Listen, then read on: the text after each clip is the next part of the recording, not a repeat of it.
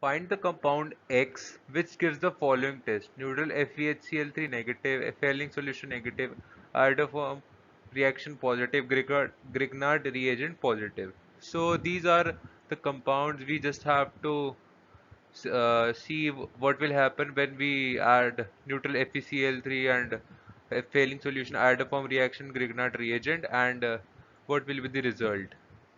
So this is a pretty easy one because so when we test the A part with the neutral FeCl3, we see that the phenol is absent, which is a must for the test. And in the failing test, which we know is a chemical reagent, used to differentiate between water-soluble carbohydrate and ketone functional groups, and as a test for reducing sugars for non-reducing sugars supplemented through the tolerance reagent. We all obviously all know that.